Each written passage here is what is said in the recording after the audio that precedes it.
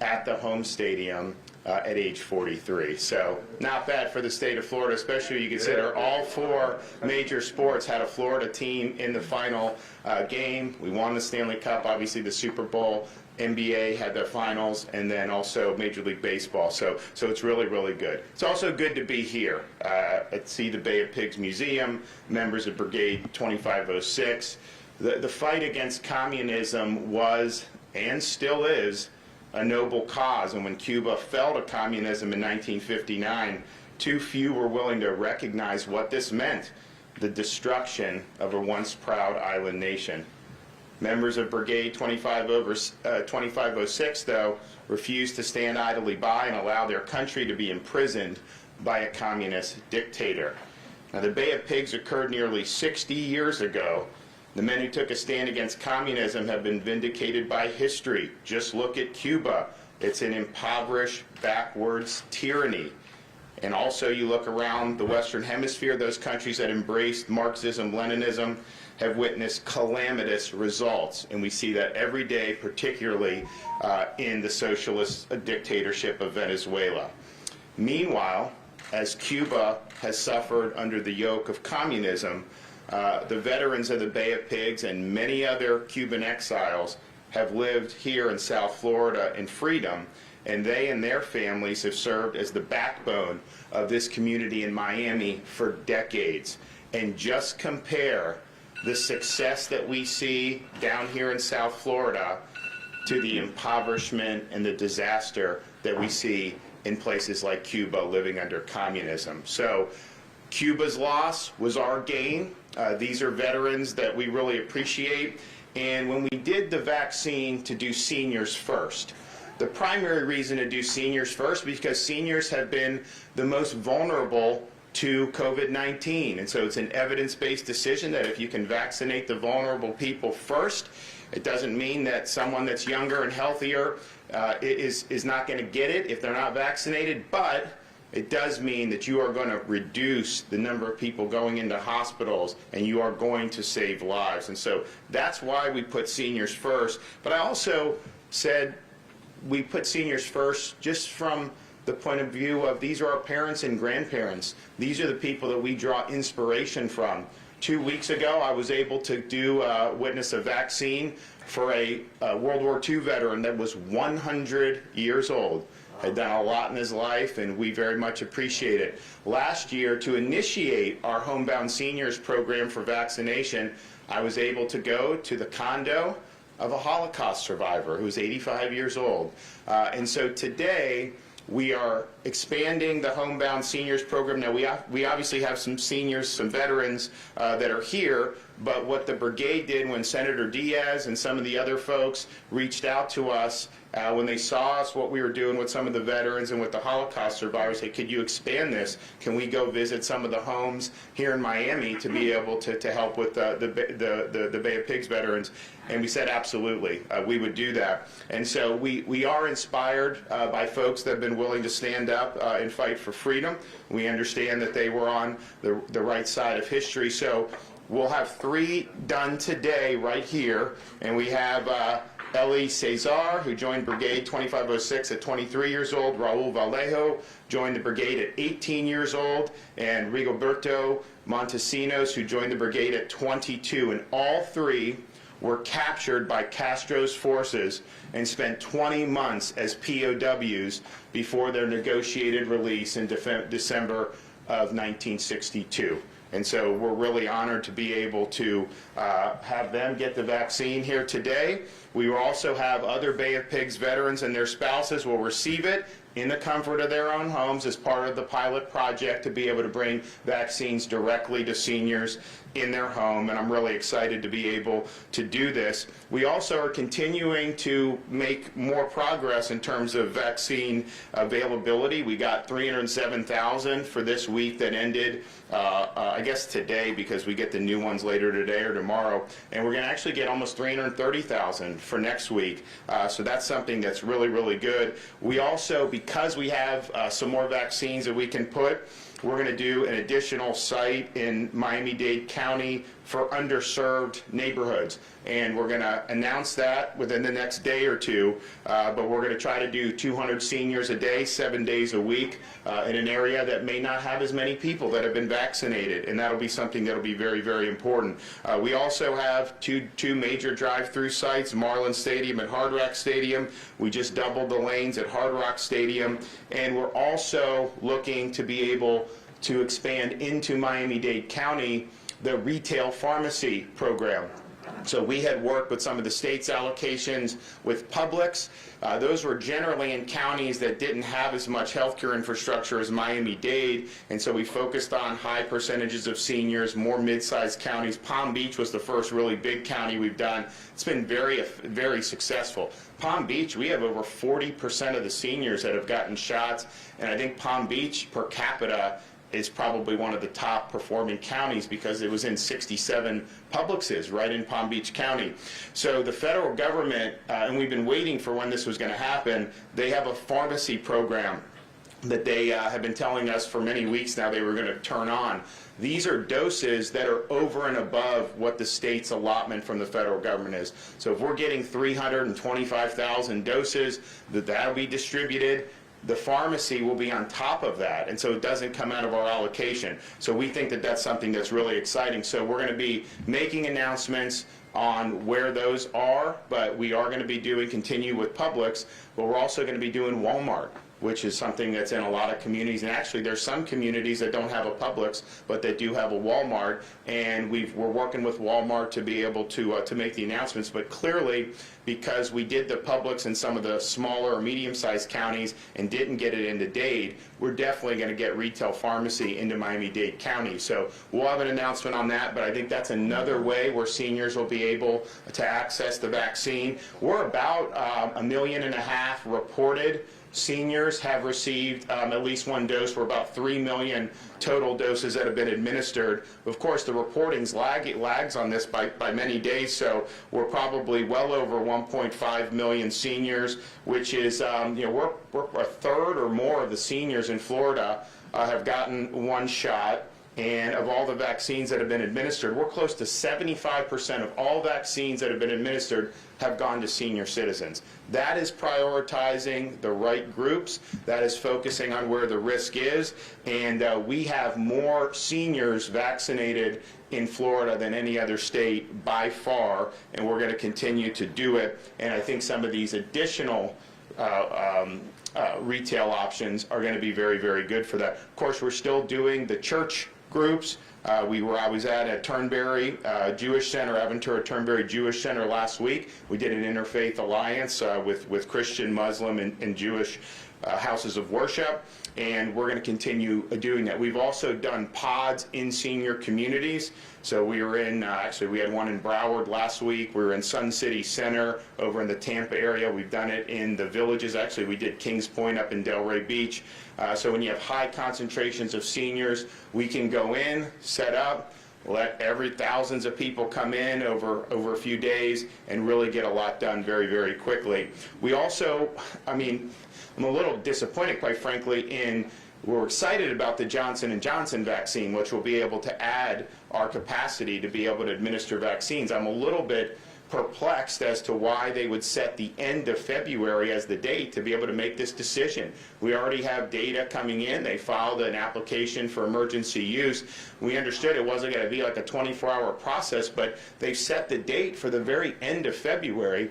I think that in these times, working around the clock is something that you should be doing to be able to get these things approved as soon as possible. So hopefully there's a way they'll be able to approve it before then, because this is like almost 4 weeks that they will have allowed this to go, and I think we want to get the J&J. So the question with J&J, one dose, which is very good. You don't have to get a booster shot. You don't have to freeze it, so it can be in normal refrigeration. It could be in a doctor's office. It could be wherever you want. I think it's something that will have universal application. The efficacy, I think, has actually been undersold. It's 66% against infection, but after 28 days, it was 100% prevention of death and hospitalization, which is really what we're, I think, really looking at here. So that's going to be a good tool. And I think the question is, when are they going to do the EUA? And is there any way they could do it sooner? But then once they do it, whatever is available will ship the next day. But how much is that? Is that $1 million for the whole country? Is it $10 million for the whole country? If it's something along the lines of $10 million, Florida's share would be pretty meaningful. If there's only 1 million doses, I mean, we would obviously use whatever they gave us, but it wouldn't be quite the game changer right off the bat. We also are watching Pfizer with the increased production and some of the things that they have said by May. If we start getting more and more Pfizer, we have a lot of capacity to store it in the -70. I mean, people have these freezers, people have invested in them, and we'll be able to put that to good use. So we want to make sure that we're keeping an eye out for that. But I think what's going to happen is when all the vaccines got dumped in Christmas time, obviously the hospitals were doing what they were doing, but they didn't really pick up until the new year. So initially it was like, okay, there's these vaccines, they should all be going. Then things started picking up, and you were doing 350, 400, 450 a week of initial doses, but the supply was not 350, 400, 450. It was about 250,000 a week. We were getting 266. Now we're finally over 300. So you have a lot of demand, and the supply isn't quite there. But what's happening is, as more and more seniors get the shot, it softens the demand a little bit. We still have a lot of people on the website and everything, don't get me wrong. But I think what will happen is, as we get through more and more seniors, you'll see the demand start to soften. If you start getting more and more Pfizer coming in, and you get Johnson & Johnson, then all of a sudden you're going to be getting more and more doses. And so it will probably be a little easier to be able to get these appointments. And I think that for seniors there'll be more availability. Then, once that demand signal is a little softer, then you look at expanding this into other segments of the population. But our view is seniors first. We're not going to rest until every senior that wants a shot gets a shot. I think we'll be able to, if we can continue to get 300,000+, if we do get J&J, if we get some more Pfizer and the federal pharmacy program on top of all of this, we're going to be in much better shape in terms of the supply than we were a couple weeks ago. So all in all, I think that this has been something that's given people a lot of hope. Of course, if you look at the COVID metrics nationwide, I mean, it's going down all across the country, which is a really good sign. In Florida, I mean, we've had, I think, a 25, 30, 35%, something pretty steep drop in the COVID patients being treated in Florida hospitals statewide. And even in Miami-Dade, I think the hospital census for COVID reached about half of what it was over the summer when we went through the winter season with this. And so I think folks here have done a really good job. So I think there's a lot to be excited about. We just got to keep plugging away. This program is another way that we're trying to do it. Go to churches, go to synagogues. We were out at Pahokee in western Palm Beach County visiting an underserved community. We have retail sites. Hospitals are still doing a lot. And if you look, the hospitals are doing a lot of the second doses now because those are coming due. So you're doing 50, 60,000 second doses a day, which is really, really good. So we're running the gamut on this, and we're going to continue to do it until our seniors get what they need. But I'm excited to be able to be here and to see these shots go. So do we have Moderna or Pfizer?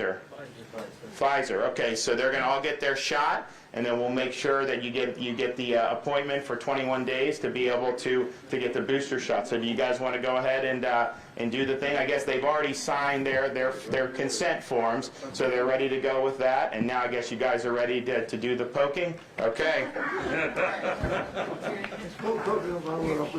Oh, cool. Oh, this is much better than mine. Thank you. Thank you. Governor, thank you so much for being here and all the help you give Miami. Yeah. Taking the right approach. We absolutely support you seniors first. We know we got the majority of seniors in old Miami-Dade. Right here in the city of Miami, in this district. All the help you give us will be very grateful for that one. And we're going to do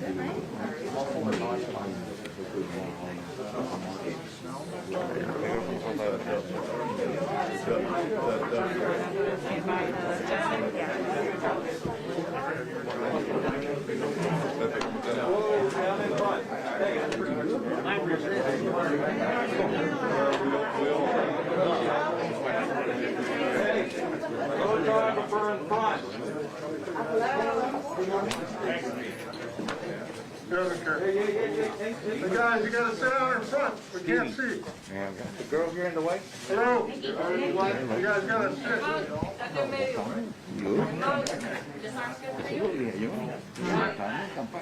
There we go. Oye, ¿por qué tú no pones una inyección? ¿Por qué tú no pones una inyección? Yo.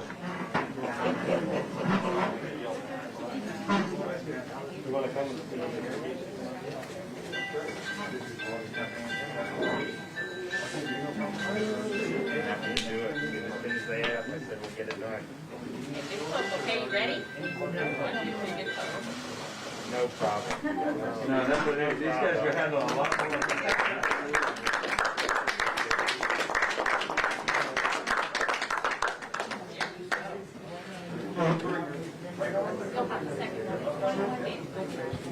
Does that sound right? Sound good? Okay. I'm gonna go ahead and sign this. This is saying that you got the vaccine.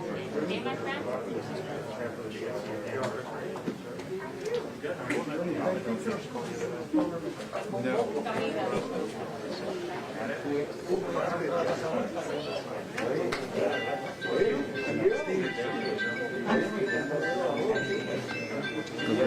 Your name was ringing loud this morning. It's ringing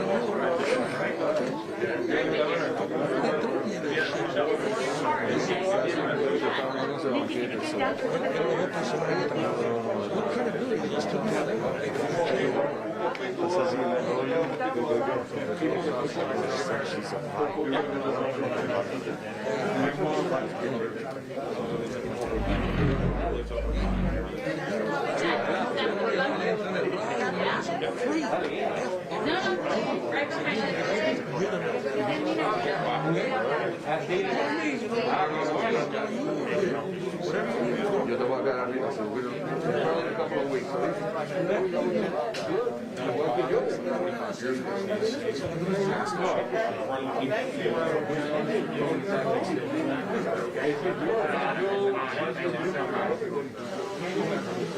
Menos mal that they're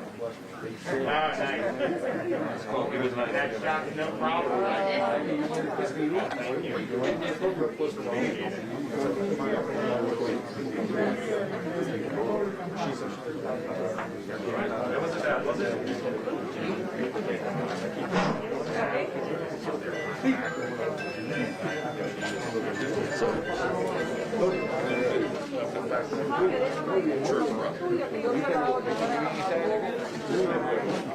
Se me protege porque yo me descarrilo un poco.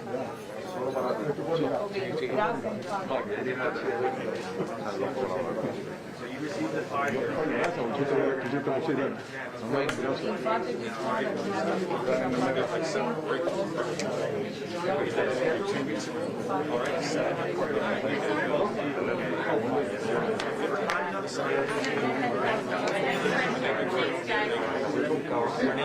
Are you ready? You and me, baby.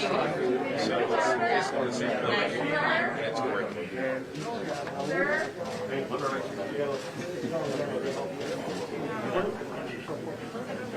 Sir, in the middle?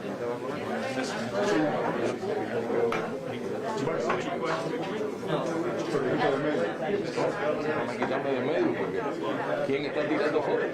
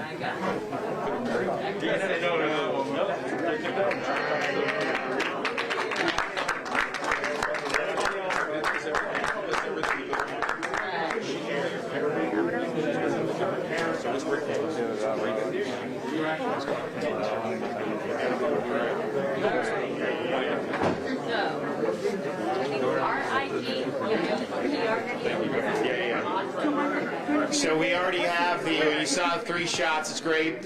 They're already in the field visiting the seniors in their homes, the Bay of Pigs veterans and their spouses. So we really appreciate it. I also want to thank all the folks here.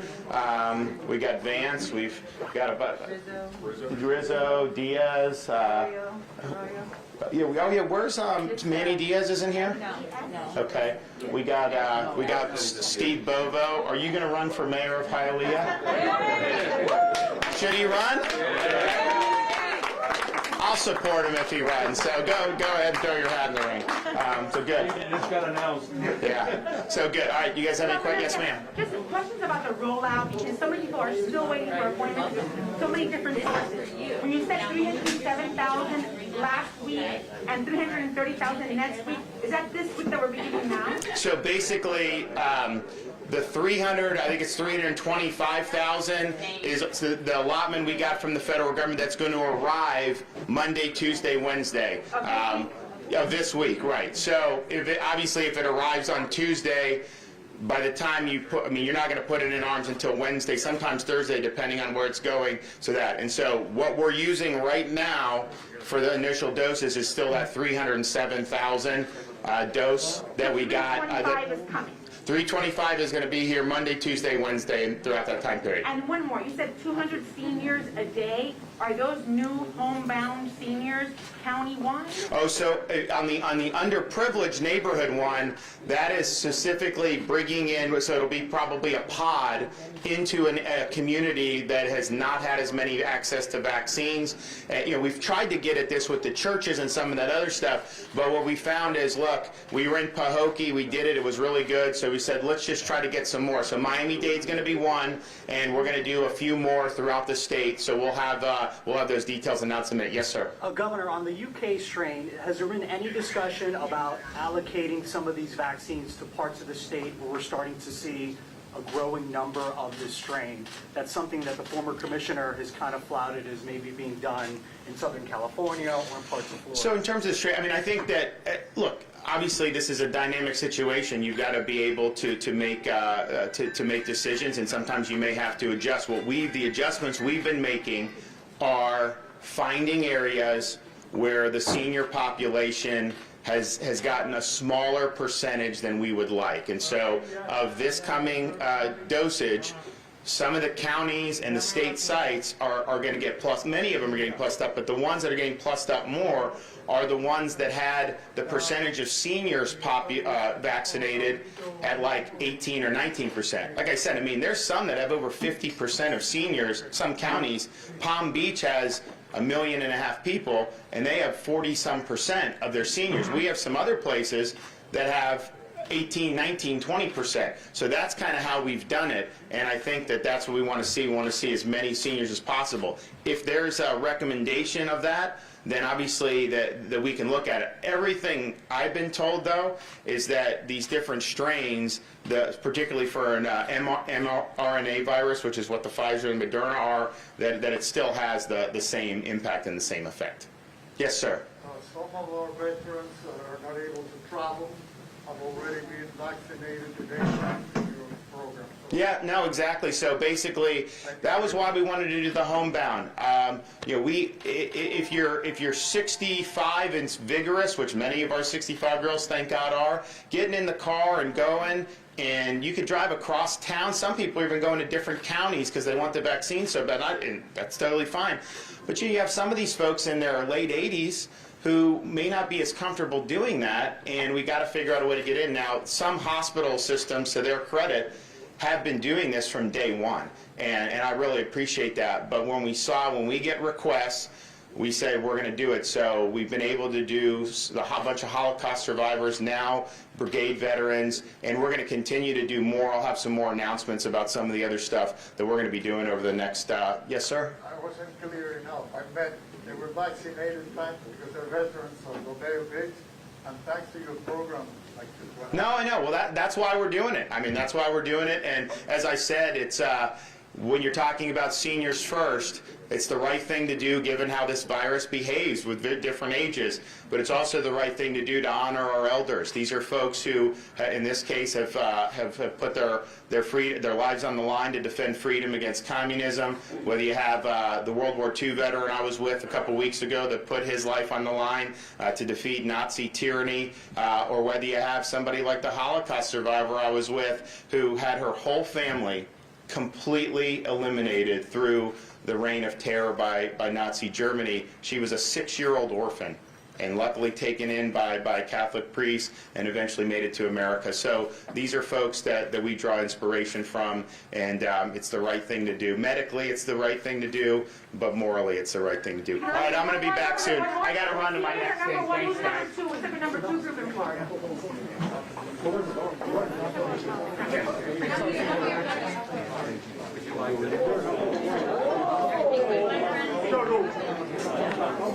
No problem.